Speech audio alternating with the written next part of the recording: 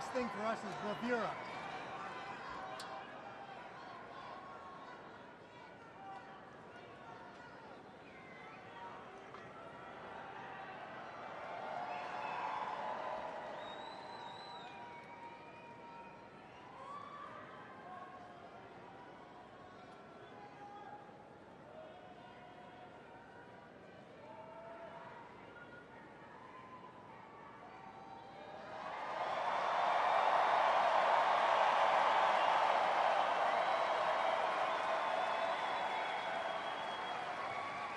Ladies and gentlemen, we'd like to welcome the official fanfare music group of the President of the United States. Under the direction of Major Aaron Morris, the U.S. Army Band Herald Trumpets performing their fanfare that's actually written for the 47th President of the United States.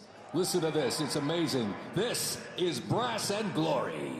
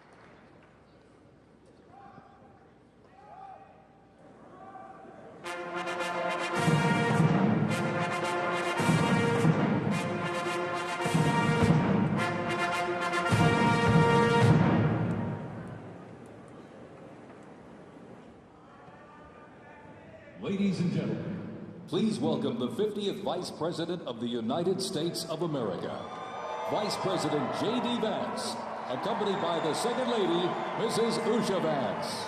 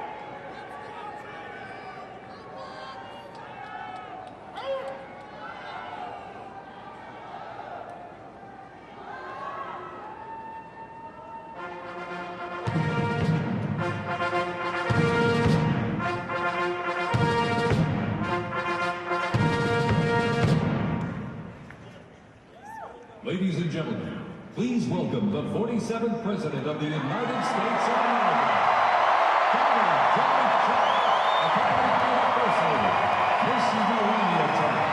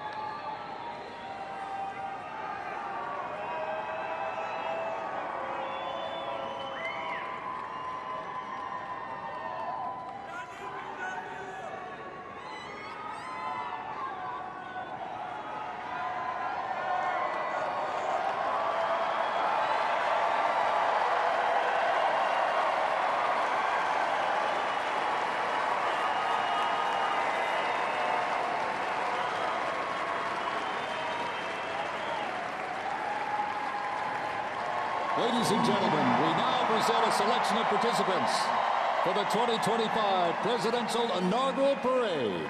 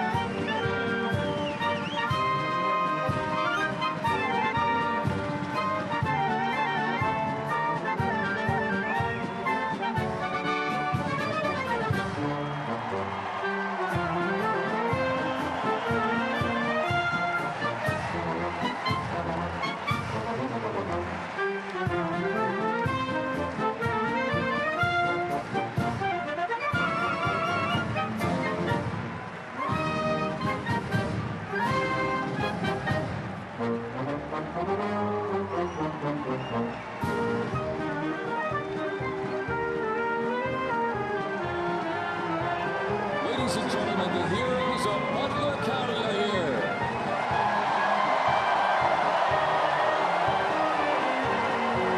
And they are here to pay homage to the life, selfless community service, and sacrifice of Corey Comparatori. Mr. Comparatori, a 10-year U.S. Army Reserve veteran and past fire chief to the Buffalo Township Volunteer Fire Company, who died during the assassination attempt on the life of President Trump in Butler, Pennsylvania, July 13th, 2024. Their formation consists of Pennsylvania State Police, local police, county sheriffs, emergency services unit, EMS, 911 radio dispatch, and hospital personnel, who all heroically stepped into action during the horrific attack. They are also paying tribute to the courageous service of first responders nationwide.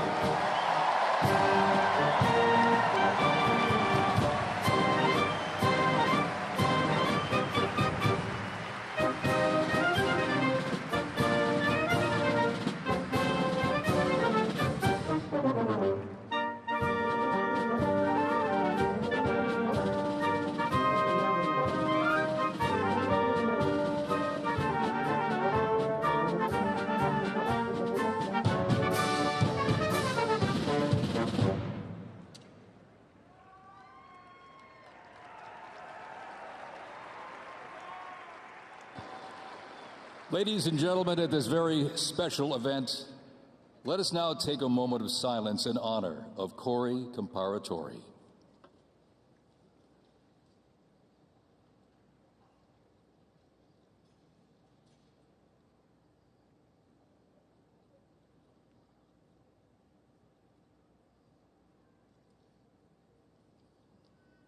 Thank you very much, ladies and gentlemen.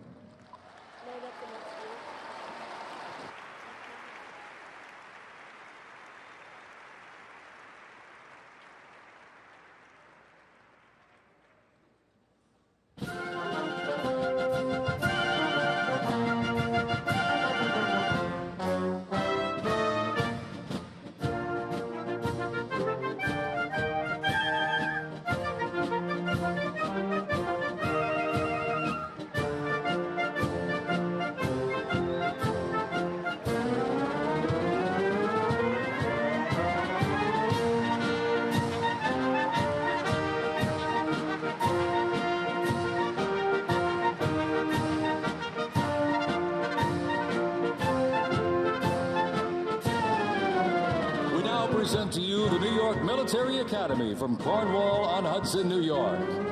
New York Military Academy stands out due to its unique connection to the president himself.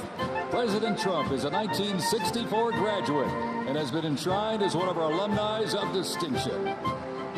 This historic academy has been named a Junior Reserve Officer Training Corps, that's JROTC, and are marching with their cadet dress uniforms. Look at these, all modeled after post-World War I General Blackjack Pershing's gray uniform.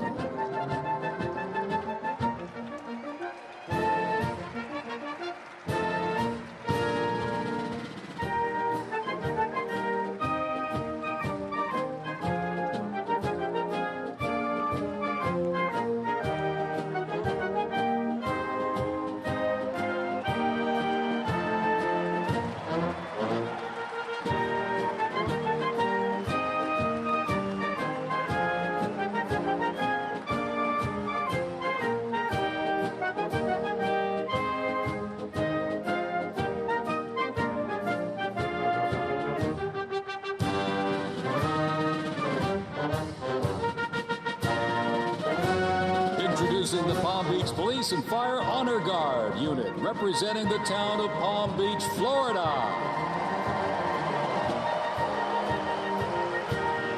This group consists of police officers and firefighters from the town of Palm Beach, home to some of the most prestigious people in the world, including President Donald J. Trump.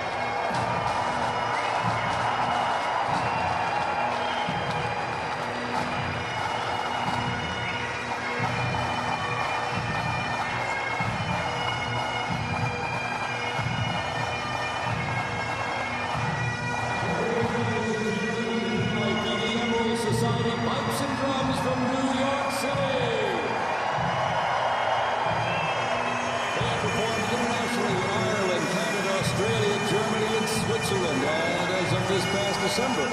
The band has had the distinct honor to perform at the 75th commemoration of the attack on Pearl Harbor in Oahu, Hawaii. The band has also played for hospitalized children, military veterans, as well as the 1980 and 2005 presidential inaugural parades, and His Holiness Pope John Paul II. The NYPD Emerald Society Pipes and Drums formed way back in 1960. And you know, they are the oldest, largest police pipe band in the United States, comprised of all active and retired police officers of various ranks and assignments.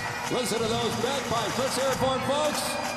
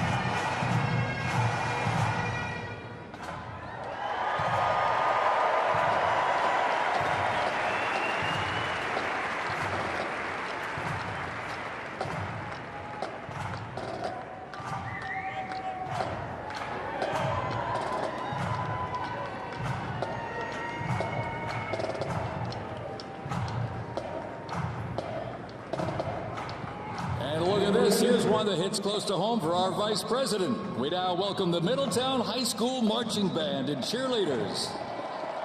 They're traveling all the way from Middletown, Ohio to proudly represent their school, our nation, and outstanding alumni, including our new Vice President of the United States, J.D. Vance.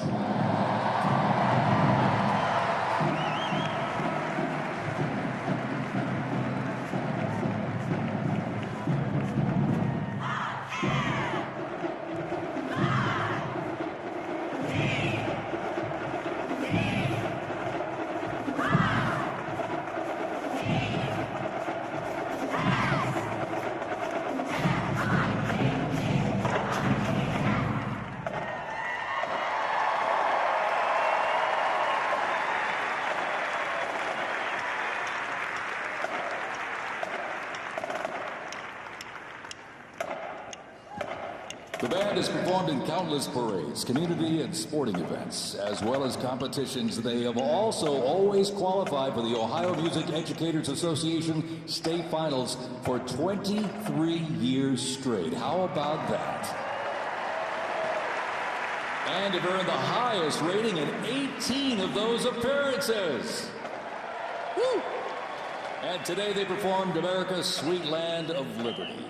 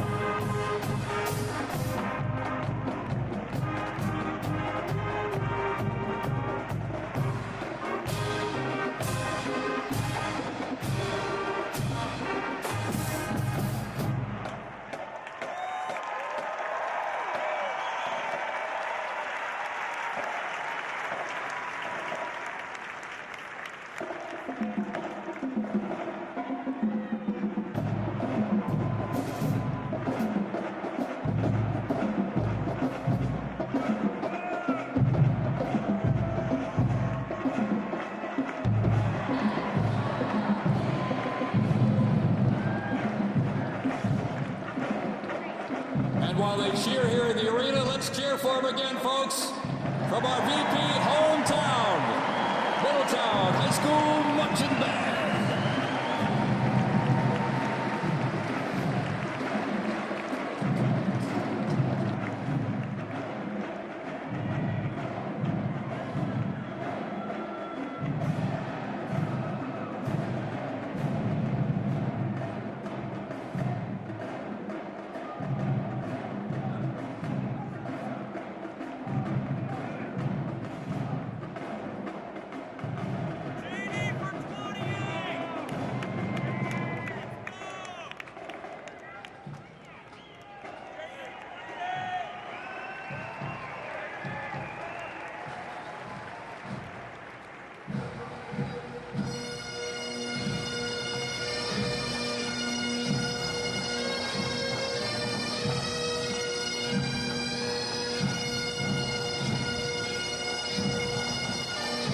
Ladies and gentlemen, entering the arena right now, traveling from Boca Raton, Florida, the Florida firefighters, pipes and drums.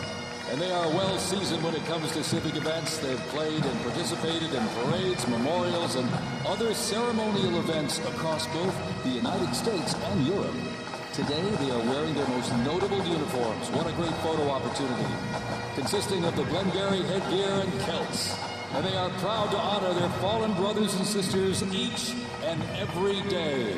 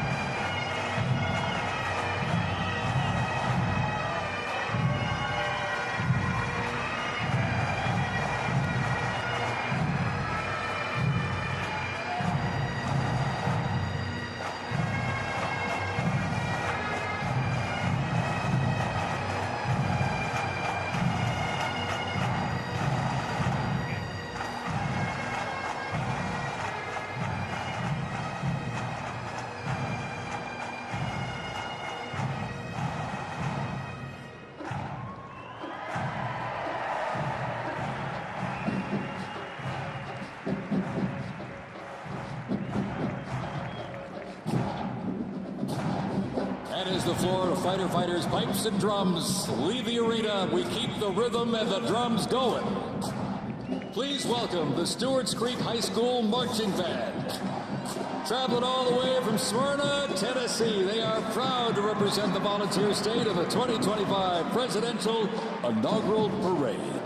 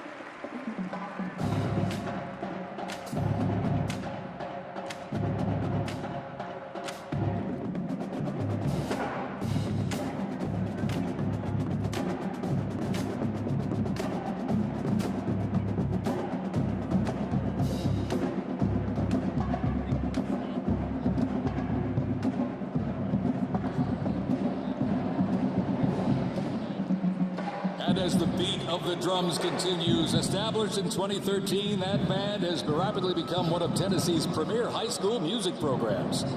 This band has participated in numerous civic events that honor significant moments in our nation's history, like the 75th anniversary of the attack on Pearl Harbor, Captain Jeff Kuss, United States Marine Corps Memorial Dedication, Chicago Thanksgiving Day Parade, and a Lincoln Memorial performance as well. The Stewarts Creek High School Marching Band, everybody. Make them feel welcome here in D.C.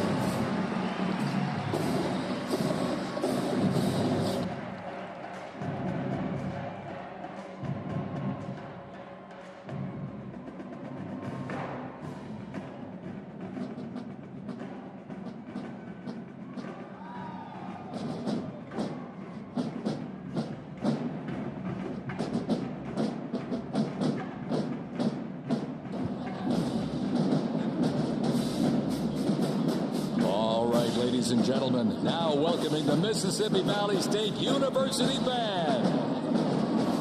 They're traveling all the way from Itabena, Mississippi. Look at this, gang. This is the Mean Green Marching Machine. They are proud to represent historically black colleges and universities at the 60th presidential inauguration.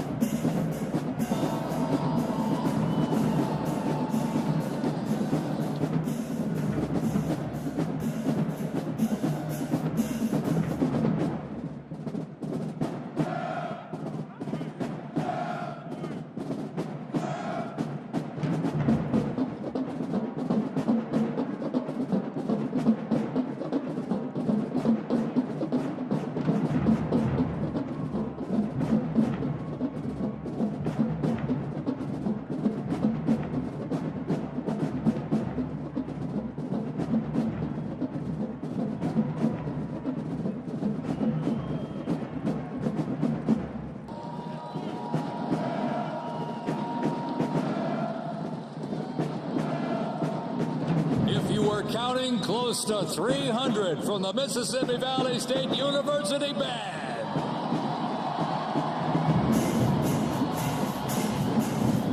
You know, since its founding, the band has consistently played a significant role at their university and across the United States. They have performed for athletic events, Mardi Gras parades, Rose Bowl parades, and many, many more. The Mississippi Valley State University Band takes great pride in presenting culturally diverse presentations for students, faculty, and the surrounding Mississippi communities. Take a look at that brass out there. Woo! That's just part of the big green marching machine. The Mean Green Marching Machine from Inaugural, Mississippi, ladies and gentlemen.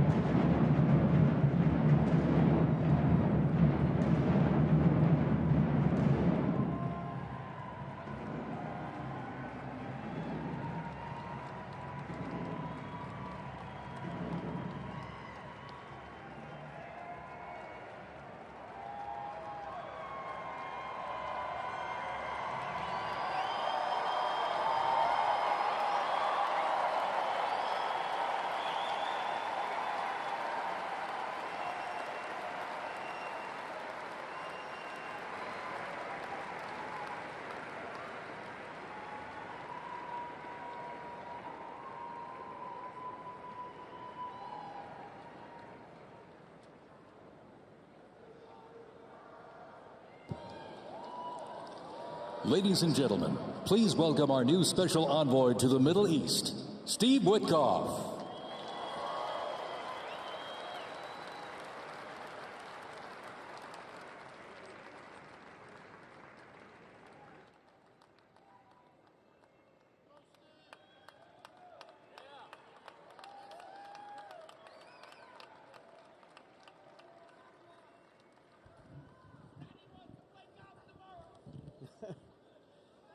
Good evening, everybody. I was appointed by President Trump to be the special envoy for peace in the Middle East.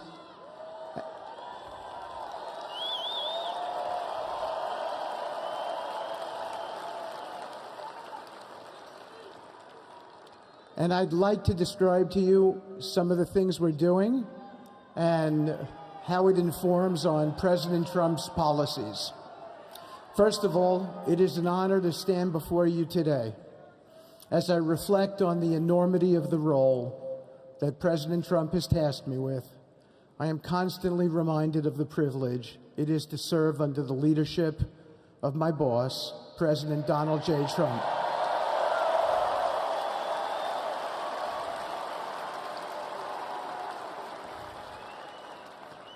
His presidency has provided a clear, bold vision for the Middle East, and it is this vision that guides every step I take in the mission.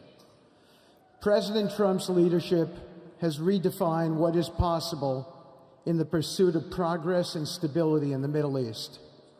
His decisive, pragmatic approach ensures that even the most entrenched conflicts are met with fresh perspectives and innovative strategies.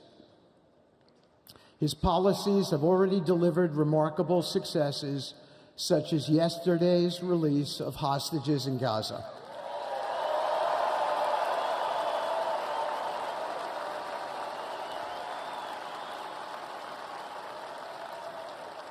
Thank you. This achievement demonstrates the strength of President Trump's leadership and the respect he commands on the global stage. It is yet another example of his ability to deliver results in the most complex and challenging situations. The Abraham Accords, a testament to his vision and determination, have also brought historic progress to the region, transforming old rivalries into new alliances. These agreements are not merely symbolic. They represent a practical roadmap for peace, economic cooperation, and mutual respect across nations. My role, as President Trump has tasked me, is straightforward yet profoundly challenging: to turn his vision into actionable outcomes. He sets the agenda, he lays the framework, and he inspires people like me into bold action. My responsibility is to implement his vision, engaging with leaders across the region to find pathways towards sustainable peace and stability. And let me tell you, having Donald Trump as a boss makes this task not only possible, but far more effective.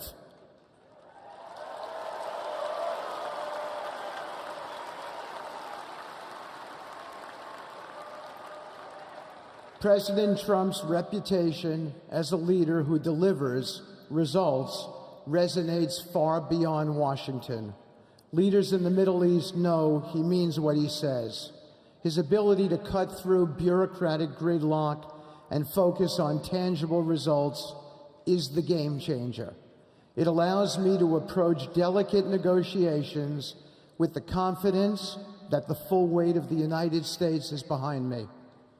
The principles President Trump has laid out for our approach to the Middle East and foreign policy in general are fourfold, and they are clear. 1, respect for sovereignty. Every nation deserves the right to determine its own destiny, free from the interference of external powers. 2, economic prosperity as a bridge to stability. Through economic partnerships and investment, we can build a foundation for cooperation that transcends historical grievances. 3, courageous diplomacy. Real progress requires difficult conversations and bold decisions, and it is through these that trust is built and maintained. And finally, 4, reciprocity and accountability. The United States requires reciprocal actions from our partners. We are done carrying the financial burden for nations that are unwilling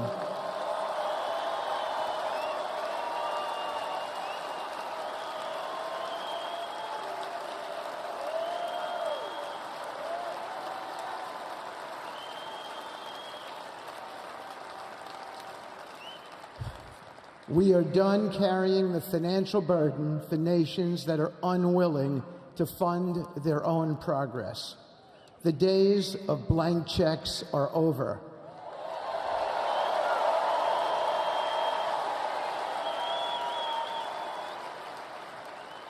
Partnerships under President Trump's leadership must be equitable, and contributions must reflect shared commitments to our goals. In my work, I've seen firsthand how these principles resonate. They provide a foundation that transcends politics and speaks to the shared humanity of all people in a region. Leaders across the Middle East recognize that this Trump administration is serious about results, not symbolic gestures, but real, meaningful progress that improves lives. Thank you.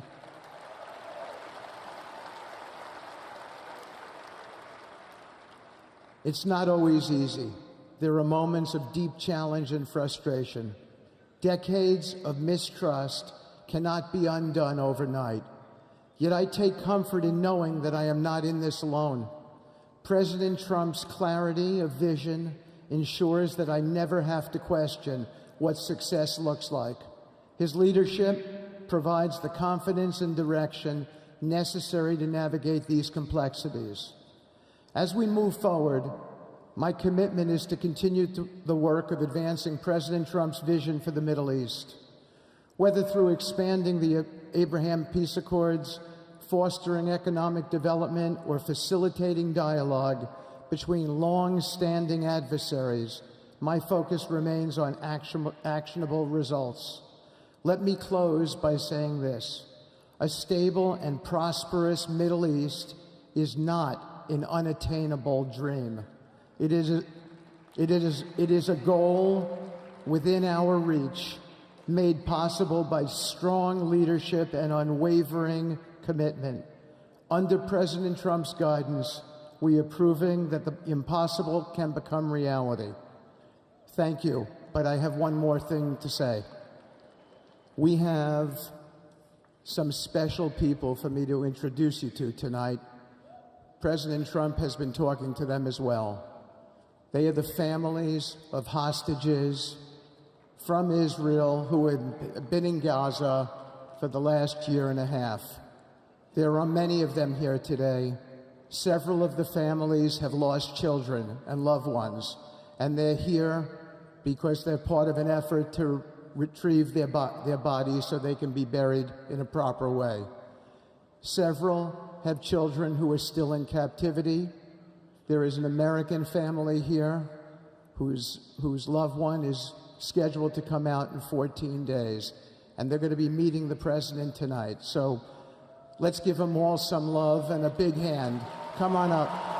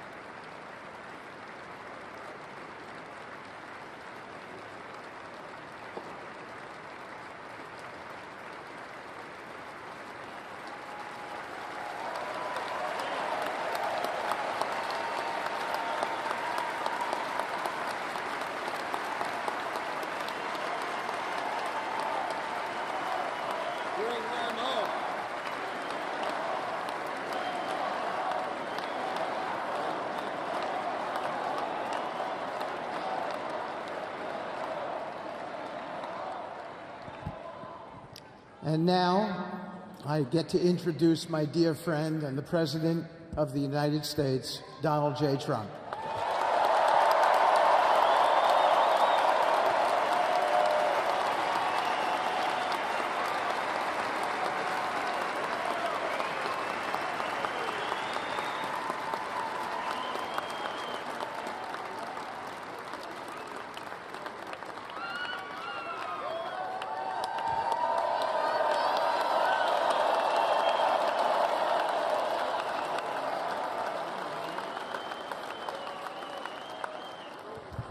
Thank you very much, everybody. Appreciate it. Thank you.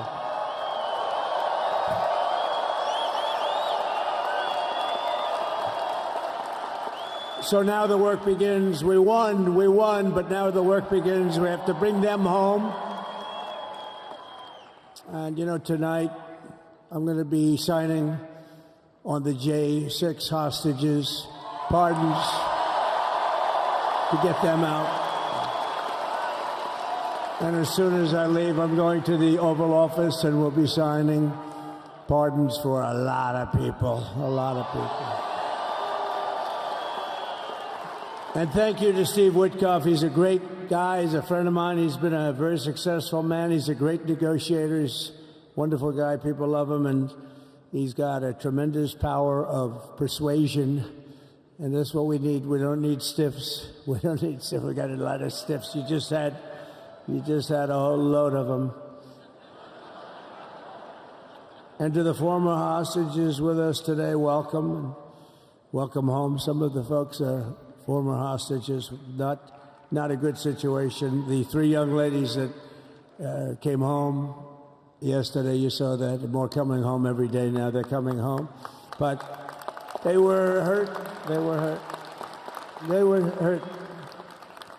One had her head blown off, fingers on her hand, and her hand indeed was blown off. She was trying to defend herself from a bullet being fired. Do you believe this? A bullet knocked off her hand. I don't know. You look at it, it's a disgrace. We never stopped praying for you, and we're so glad that you're reunited with your friends and families, and God bless you all. And some of them are just saying, no, my son is gone. But please just bring home his body, right, Steve? Any of you have told me that your son is gone, but bring home his body. It should have never happened. 3 years, it's ridiculous. Should have never happened. Wouldn't have happened. I also want to express my tremendous gratitude to the hundreds of thousands of proud American patriots who came from all across the country to join us in this celebration. It's a celebration of a big win.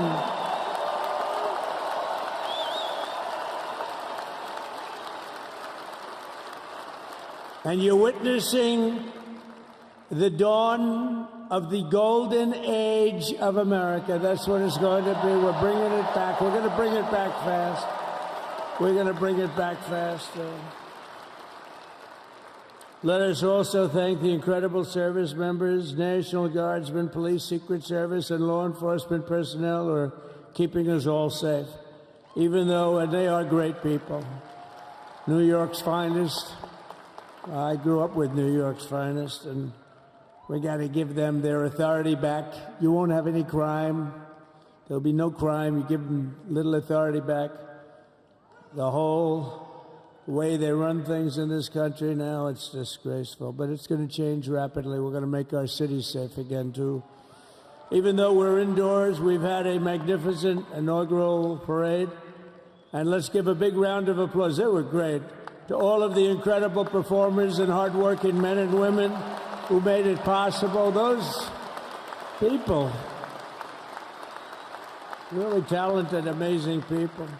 I also want to thank my wonderful family for being here, especially my beautiful wife, our First Lady, Melania.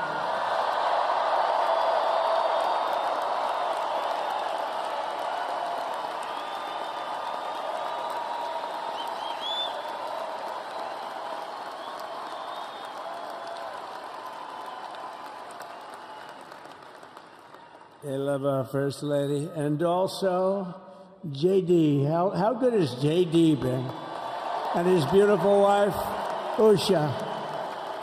How good is JB? JD has been great. He's another good negotiator, Steve. He's a great negotiator, too.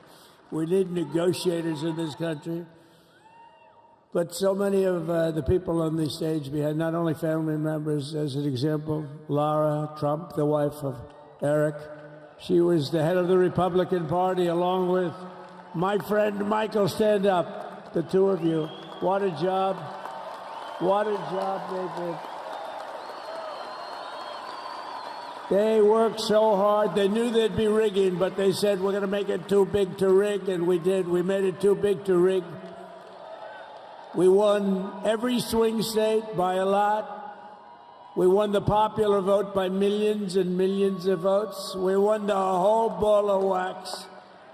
And now we're going to go and drill, baby, drill, and do all the things that we've wanted to do and bring your costs down, your prices down, and make our country safe. So thank you very much, Michael. Thank you very much. What a job you've done, Michael. I'm never moving you, you know. He was thinking about getting a nice job in the administration. I said, no, I'm leaving you right where you are. You've done a very good job. We're not moving you, Michael. I'm sorry. Anyway, thank you very much. Appreciate it. Appreciate it very much. Right here with us also in the arena, I'm about to sign some very important executive orders of our new administration. Hey, Don, will you stand up, please? Don is another one. How about Don? This guy.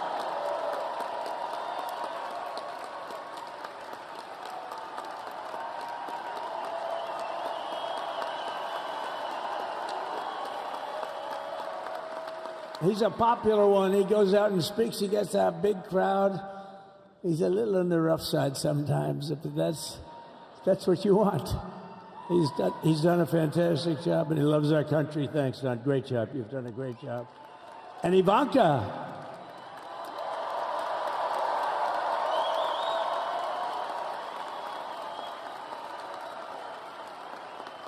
And, you know, Jared negotiated the Abraham Accords, which are it's the biggest deal made in the Middle East in many, many years, and it's really something. Jared, stand up, Jared. The Abraham Accords.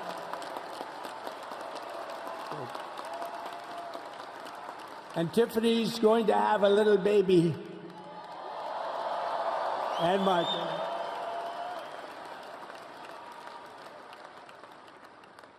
And then I have a very tall son named Barron. Has anyone ever heard of him?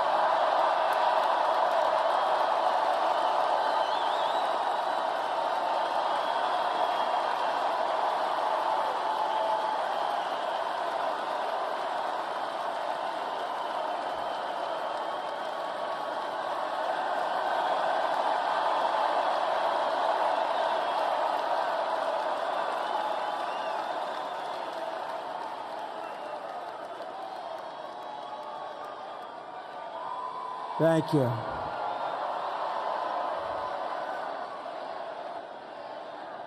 He knew the youth vote. You know, we won the youth vote by 36 points.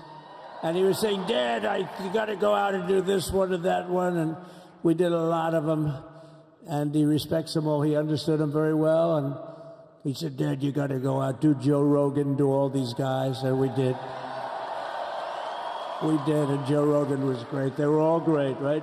Aaron, they were all good. He understood the market. Another famous one, how about Kai? Stand up, Kai.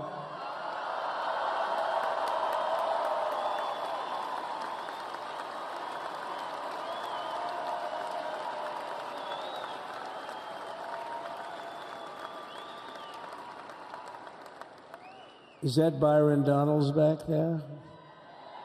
Stand up, Byron. Stand up. What a future this one has. What a future. That's great, Byron. Thank you very much. And how about Lutnick, Secretary of Commerce? He's going to take in more money than any country has ever even thought about. He's going to take in some money. And we have many others. Look, I'm not going to go through it, but we're going to sign some orders right now, and that's really what I want to do. So we're going to sign executive orders. First, I'll revoke nearly 80 destructive and radical executive actions of the previous administration, one of the worst administrations in history. Maybe not one of them, the worst. Anybody that would allow millions of people to pour through our borders from jails, prisons, mental institutions, insane asylums, gang members to be taken off the streets of Venezuela and deposited in our country, and many, not just Venezuela. You know, crime in Venezuela is down 74% because they took their criminals and gave them to us through an open border policy of the previous administration. All over the world, they're emptying their prisons into our country. They're emptying their mental institutions into our country.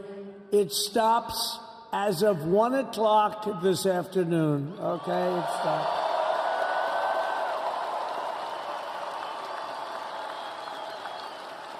So I'm revoking nearly 80 destructive, radical executive actions of the previous administration. They'll all be null and void within about, 5 minutes? Is that them over there? 5 minutes? And next, to gain immediate control of the vast federal, out-of-control bureaucracy, I will implement an immediate regulation freeze, which will stop Biden bureaucrats from continuing to regulate. Most of those bureaucrats are being fired. They're gone.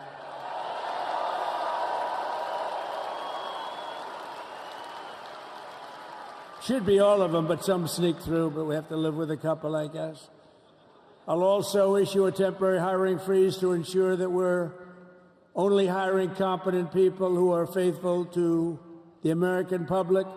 And we will pause the hiring of any new IRS agents. We will also require that federal workers must return to the office in person.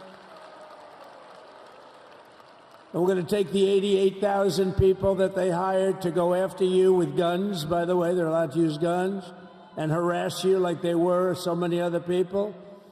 Remember this. Okay, remember?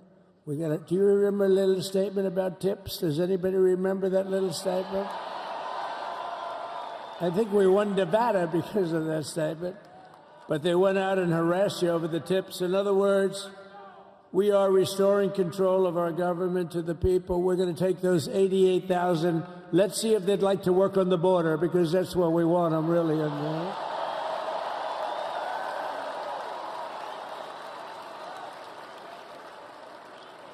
So we're going to have no tax on tips, right? No tax on tips.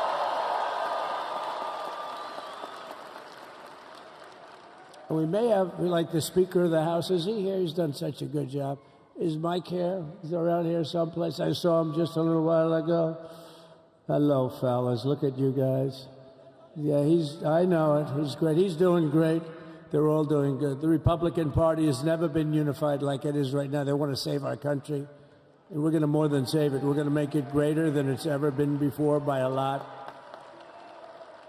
Next, I'm going to sign a presidential memorandum directing every member of my cabinet to marshal every power at their disposal to defeat inflation and rapidly bring down the cost of daily life, because your costs have gone through the roof in the last 4 years. Perhaps you didn't notice. Does anyone notice their costs are like double, triple, quadruple? You can't buy bacon.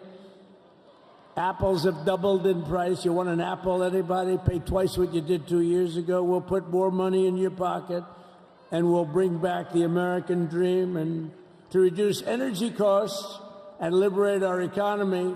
So we have more oil and gas than any country in the world, and we're going to use it. We're not going to do the wind thing. Big, ugly windmills, they ruin your neighborhood. They ruin you. If you have a house that's near a windmill, guess what? Your house is worth less than half. And did you see up in New England with the whales? You see what's happening? So they had 2 whales killed in about 14 years. Last year and the year before, total, they had 28. So if you're into whales, you don't want windmills either. and they're the most expensive form of energy that you can have by far. And they're all made in China, by the way, practically all of them. And they kill your birds and they ruin your beautiful landscapes. But other than that, I think they're quite good, right? Now, remember when we used to joke and kid when we were kidding, but we don't kid anymore? They want to watch the debates on television. They want to watch your favorite president on television. But the wind isn't blowing, so we can't watch television that night, Gladys. Remember? Gladys, I'm sorry, the wind is just not blowing. We're not watching Trump tonight. But I'm immediately withdrawing from the unfair, one-sided Paris Climate Accord ripoff. The United States will not sabotage our own industries while China pollutes with impunity. You know, China, I mean, look, they use a lot of dirty energy, but they produce a lot of energy. And when that stuff goes up in the air, you know, it doesn't stay there. It's not like you got a wall. We love walls, don't we? Not like you have a wall around and it doesn't. It floats into the United States of America after 3.5 to 5.5 days. It floats across the oceans and it comes right over your neighborhood and it falls into your neighborhood.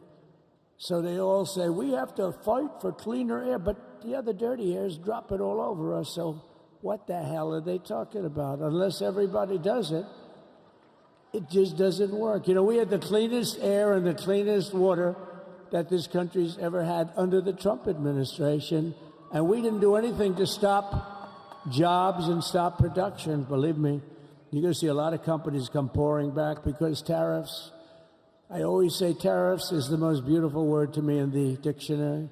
Then I was reprimanded by the fake news. They said, what about love, religion, and God? I said, I agree. Let's put God number one. Let's put religion number two. Love, I don't know. We got to put that number 3, I guess, right? And then it's tariff. Because tariffs are going to make us rich as hell. It's going to bring our country's businesses back that left us. And I'll also sign an executive order to immediately end federal government censorship of the American people. In America, we believe in free speech, and we're bringing it back starting today to stop the weaponization. Oh, do I know about that? These creeps. Deranged Jack Smith. You ever hear of him? Deranged. He's a deranged prosecutor. He's sick. They suck him on me. He's now been reduced to getting on an airplane, going back to The Hague or wherever the hell he came from. We got to get rid of that guy. Hey, was he one of the many people that got a pardon today? Did they pardon Jack Smith? You know, did you know that Biden, while I was making my speech, pardoned his whole family?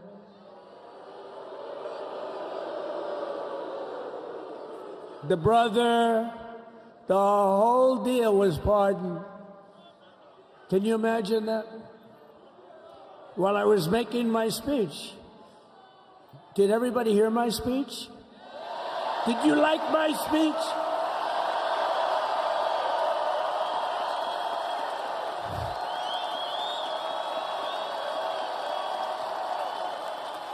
Thank you.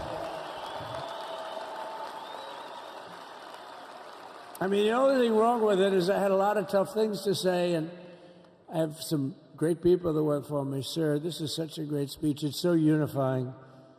Don't talk about Biden with his pardons of his family. We want a unified country. They said, don't talk about the J6 hostages that you're going to be releasing today. Sir, don't put that in your speech, please. I said, but I want to put it in my speech. I said, sir, it won't be unified like it is. It's so beautiful the way it is. And it is getting great reviews. You know, if I put things like that in, I'll get terrible reviews. One little paragraph that's a little bit wrong, the fake news goes crazy, right? So I said, all right, I won't put it in my speech, but you know what? I'm speaking in front of a hell of a lot of people. at a place called Capital One Arena, and I'll talk about it there. So we're going to be going over the beautiful Oval Office, one of the great offices in history. Even if it wasn't beautiful, it's the Oval Office, but it is beautiful. And we love the Oval Office. It all starts with the wars start and end there. Everything starts and ends at the Oval Office. We love it. But we're going to go to the Oval Office. We're going to release our great hostages that didn't do, for the most part, they didn't do stuff wrong. You take a look at what went on, and look what happens in other parts of the country. In Portland, where they kill people, they destroy the city, nothing happens to them. In Seattle, where they took over a big chunk of the city, nothing happened. Minneapolis, where they burned down the city, nothing happened. Essentially nothing happened. All they want to do is go after the J6 hostages. A 76-year-old grandmother was arrested the other day because she was looking at the Capitol or something like that. No, we're not going to put up with that crap anymore.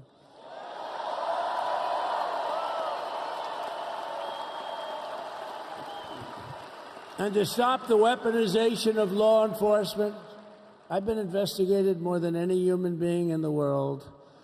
I believe I have the all-time record. Every day a subpoena. Every single day would get subpoenas. I was more than any person. Alphonse Capone, remember I used to talk about it? Now, Alphonse Capone, Scarface, he was a pretty rough guy. He was investigated about 1/100th what Trump was investigated. My father's looking down at me, my mother, how the hell did this happen? You know what it is? They investigated their political opponent, the opponent of Biden, and then ultimately Kamala. Has anyone ever heard of Kamala?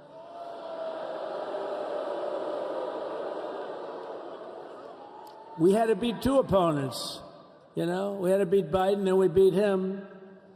Now he goes on top. The guy was like 39 points down. I think I could have beaten Trump.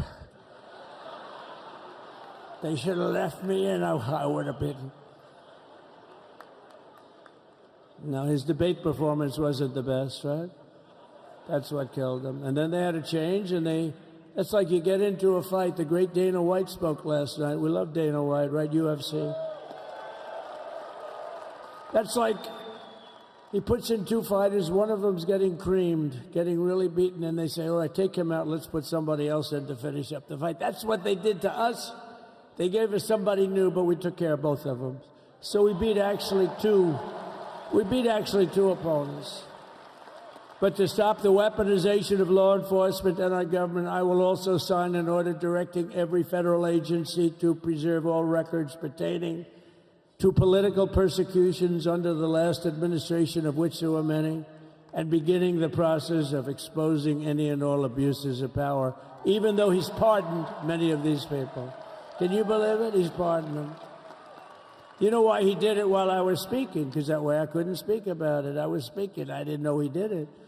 I finished my speech, and they said, sir, he pardoned his whole family. I said, ooh, can I go back out there and talk about it?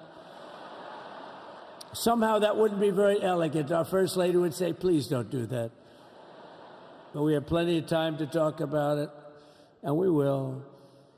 We're doing all of this on our very first day in office. You know, don't forget, we've been in this position, really, where we won the primaries in record time. We were the fastest win of a primary ever in political history, which is a very nice thing. It's nice to know. Well, the second election was rigged, so we knew we were doing well. And if it wasn't, you know what? If it wasn't, I would have never run. But the third one was just a monster. Boy, was that a big one, huh? That was a big one. On the second one, we got like 10 or 12 million votes more than the first one. How about that? We did great on the first one. We did much better on the second one. But bad did we do well on the third one. So we're gonna have some fun. It's very simple. We're gonna make our country great. We're gonna make our country great again. We're gonna make America great again. How good a name is MAGA, though, right? You know? I was going to say keep America great, but unfortunately it wasn't great. Can't say keep it great. It will be great again, but CAG, keep America great, CAG, I don't think it's ever going to replace MAGA. Does anybody like CAG? I don't think so. It's never replacing MAGA. Nothing will ever replace MAGA. MAGA was the most successful political operation, political movement in the history of our country, maybe in the history of the world. Let's see what happens, because we're not finished yet. We're not finished yet. We got a long way to go. But we're doing this on the very first day in office, and in just a few moments, I'm not only signing the release of the J6 hostages, I'm signing other things that you're going to love. Oh, you're going to be happy reading newspapers tomorrow and the next day and the next day and the next day. So I just want to thank, I mean, look at this place. It's full to the rafters. You don't have any. Look at those people up there. You don't have any empty seats.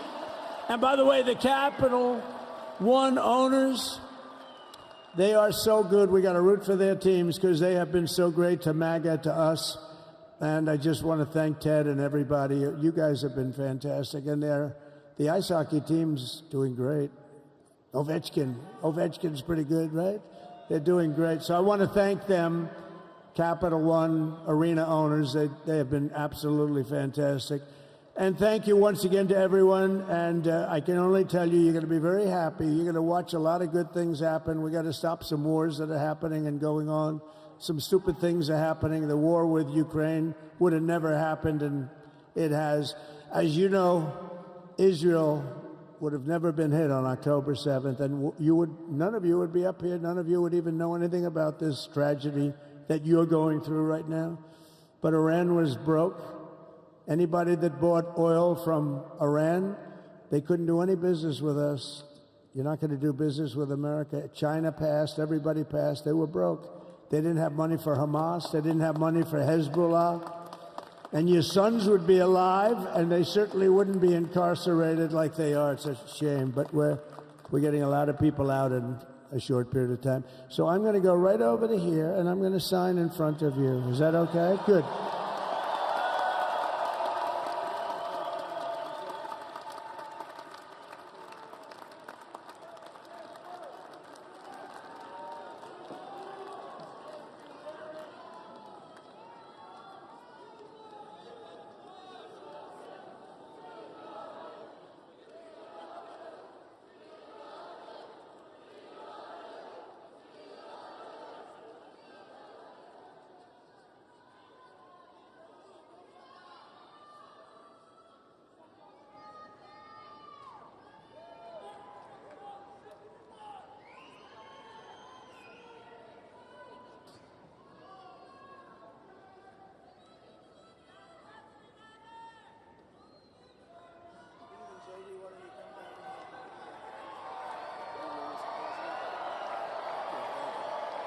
You have that other one to sign?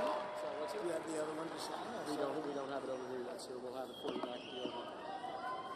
The first is the rescissions of 78 Biden-era EOs and presidential memoranda. You want to call it out? Do you want to say it?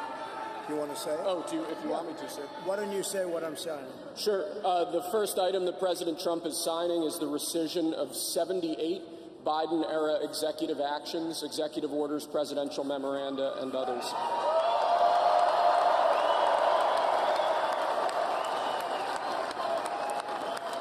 Thank you, sir.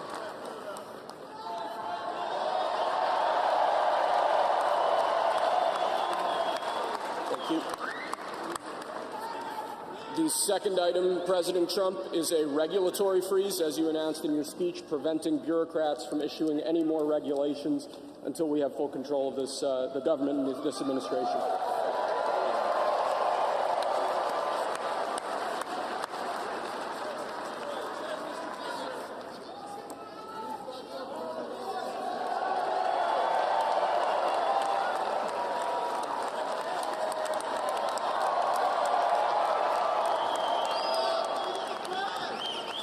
Thank you, sir. Sir, can I have a pen? The next item, sir, is a freeze on all federal hiring, excepting the military and a number of other excluded categories, again, until full control of the government is achieved and we understand the objectives of government going forward.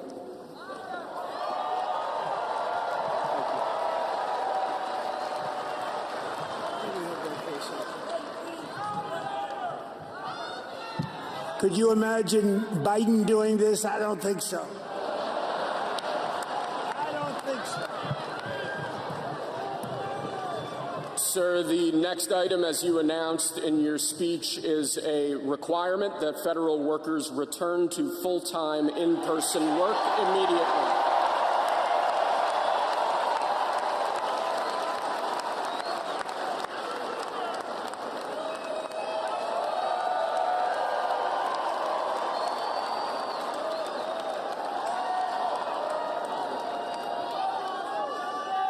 Thank you, sir.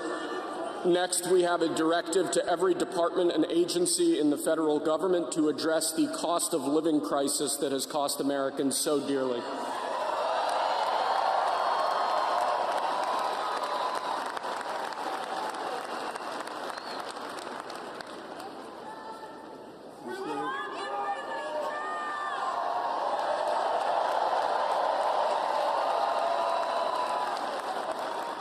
Thank you, sir. The next item here is the withdrawal from the Paris Climate Treaty.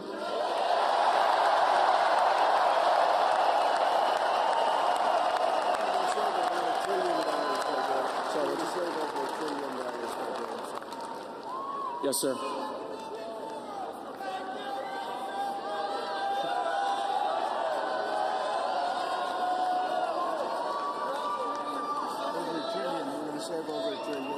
We're going to save over $1 trillion by withdrawing from that treaty.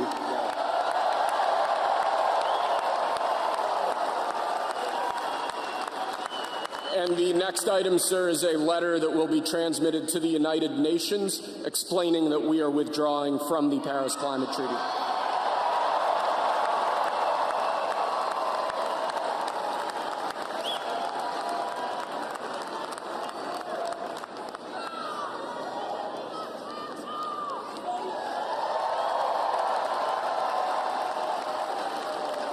Thank you, sir. This next item is a directive to the federal government ordering the restoration of freedom of speech and preventing government censorship of free speech going forward.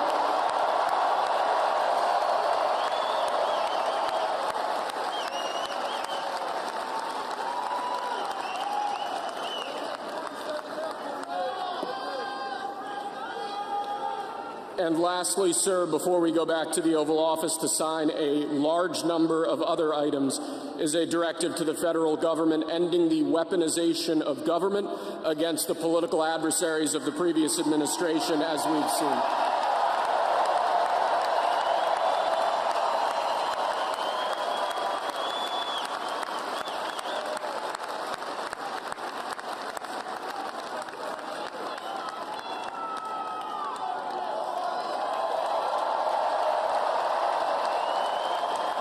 Thank you very much, sir.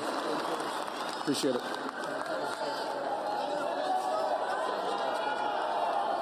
Pretty fun job.